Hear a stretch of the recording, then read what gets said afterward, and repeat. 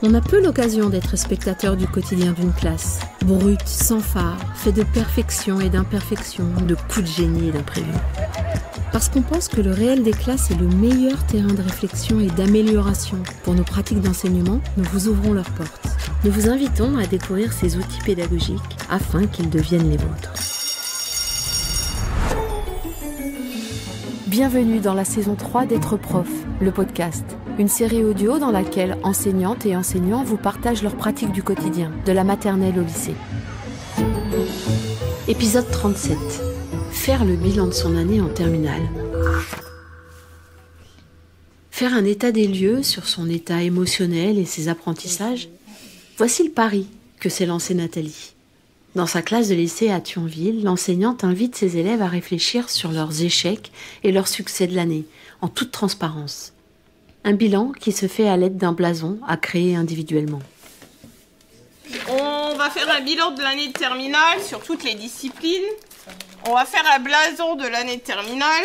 Je vous ai préparé le blason. Qu'est-ce que je vais remplir? Qui c'est qui veut lire?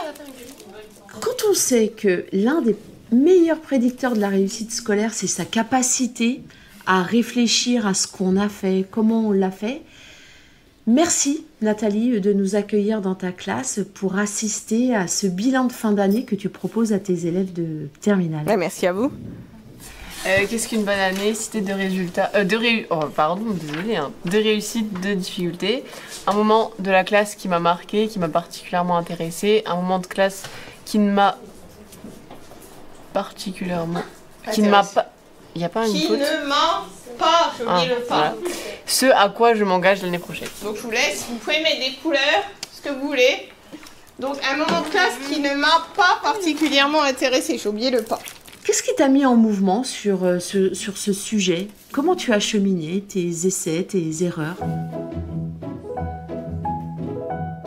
J'ai réfléchi parce que du coup c'était cette dernière heure, je me suis dit il va falloir faire quand même un bilan sur l'année de mes élèves pour lesquels je suis prof principale, donc un bilan de toutes les disciplines. Donc j'ai réfléchi avec quelque chose qui pourrait ramener chez eux une sorte de souvenir pour cette année de terminale.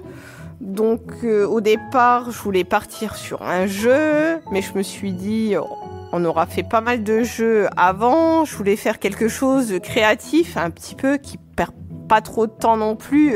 Donc j'ai un peu fouillé aussi, sur Internet, sur ce que les autres profs principaux proposent dans leur classe. Donc il y avait plutôt des questions à répondre, plutôt à l'oral. Je me suis dit, il faut quand même ramener quelque chose chez eux. Je me suis dit, un blason, ça peut être un peu symbolique de cette année de terminale. Et sur ce blason, on pourrait écrire un genre de questions-propositions de ce qu'il fallait retenir finalement de cette année, cette dernière année de lycée en fait pour eux.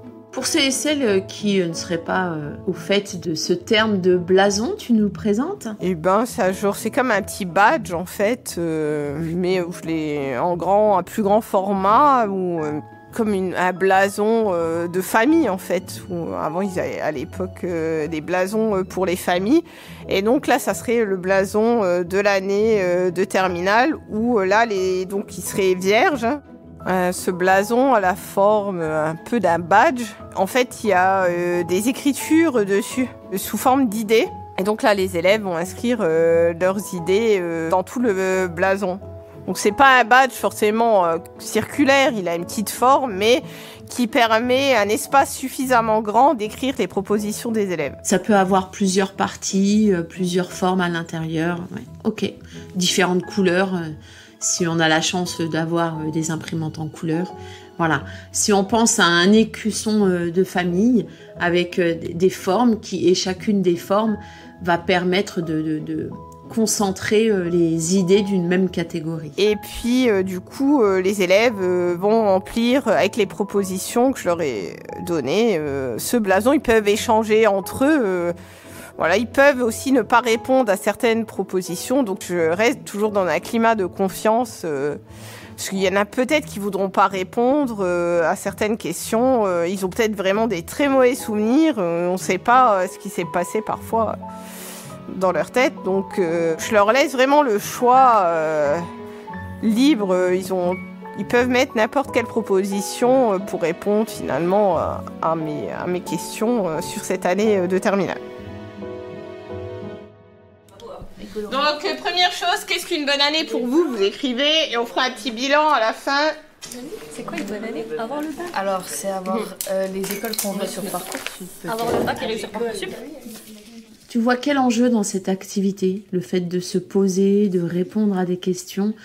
On peut peut-être lister ici les questions que tu leur as proposées. Alors, les questions que je leur ai proposées, c'était de savoir qu'est-ce que pour eux une bonne année, de parler de leur réussite, de difficultés, aussi deux moments ou un ou deux moments clés qui leur a marqué, un moment plaisant de cette année, un ou deux moments qui ne leur a pas plu aussi, c'est important, et leur perspective pour l'année prochaine parce qu'ils vont partir dans l'enseignement supérieur.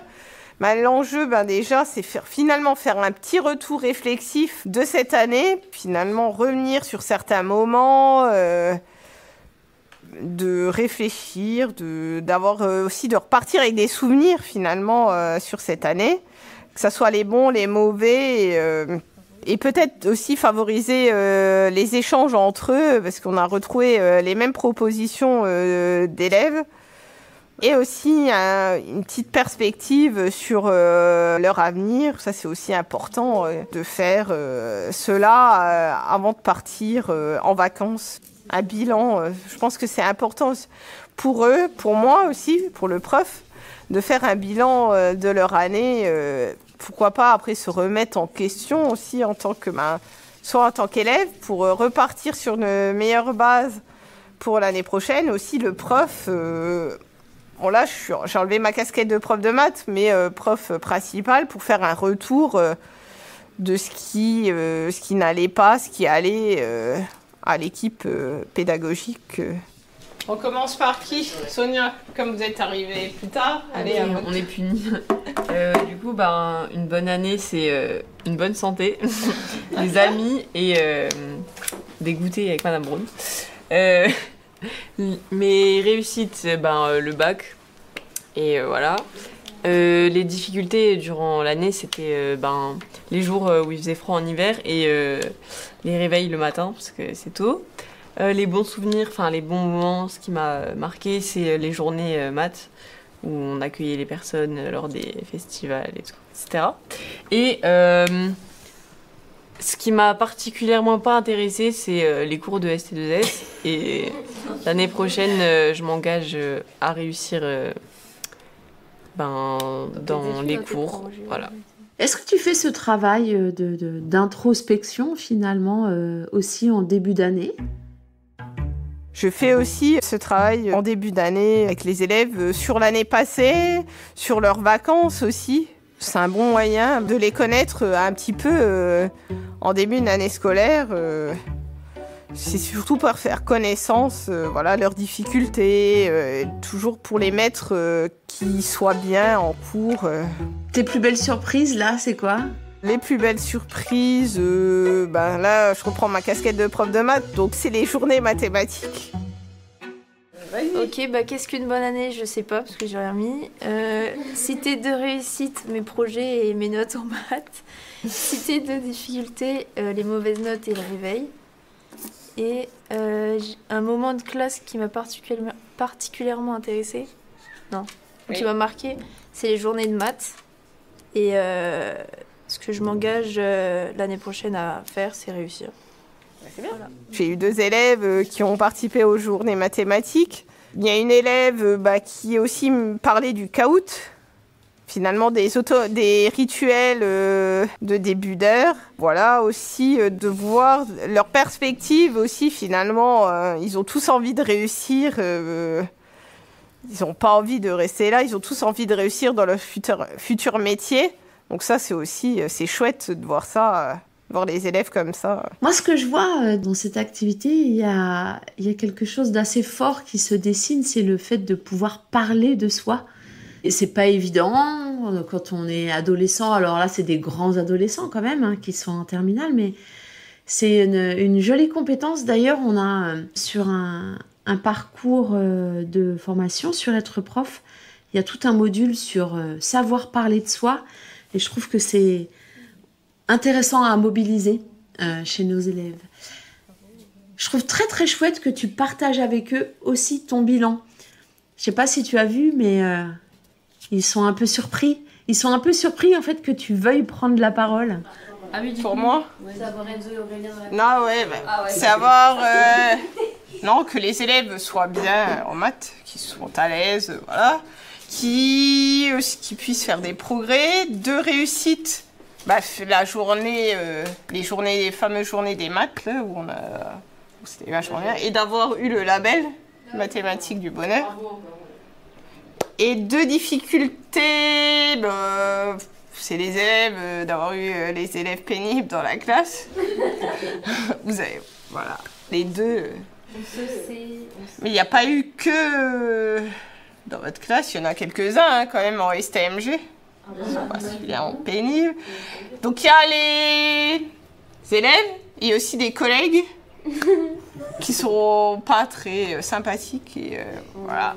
Non mais c'est vrai. Bah oui, là je fais aussi un bilan. Je me place un peu comme eux. Hein. Parce que je vais aussi me remettre en question pour m'améliorer. Donc, qu'est-ce qui s'est bien passé, qu'est-ce qui s'est pas bien passé. Et puis, voir que comme on est finalement pas que le prof, on est une personne. C'est aussi important, parce que je parlais des collègues. Parfois, les profs, ils s'entendent tous pas forcément bien entre collègues. Donc, comme eux, en fait, c'est comme eux dans une classe. Donc, ils voient quand même qu'on est finalement comme eux. Est-ce qu'il y aurait un animal qui représenterait la personne que tu es quand tu proposes ce type d'activité ? Genre, je dirais un oiseau, je ne sais pas pourquoi. Un oiseau qui va d'un élève à l'autre pour savoir ce qu'il pense. D'accord. Voilà. Qu'est-ce qui m'a pas particulièrement intéressée à certaines réunions des fois qui étaient un peu longues et je m'engage l'année prochaine à me reposer un peu plus. Parce que l'année, elle était très chargée, oui, à courir partout, mais je ne sais pas si ça va fonctionner. Un petit conseil à partager pour ceux et celles qui auraient envie de se lancer sur ce type d'activité, confection de blasons en début d'année, en fin d'année, pour apprendre à connaître ses élèves, pour leur permettre de parler d'eux? Oui, c'est trouver un support pour pouvoir parler d'eux. C'est plus facile quand on a un support ça permet de développer les échanges que aller comme ça, on y va, on parle. Parce qu'il y a certains qui sont timides. Leur laisser aussi un maximum de liberté. S'il y a des questions auxquelles ils ne veulent pas répondre, les laisser... ne pas répondre. Et aussi, à la fin, quand même, faire un petit tour de table. C'est pareil, ceux qui veulent donner aucune réponse, on les laisse. On va pas les brusquer, les obliger. Ils vont peut-être après nous voir à la fin de l'heure pour en parler.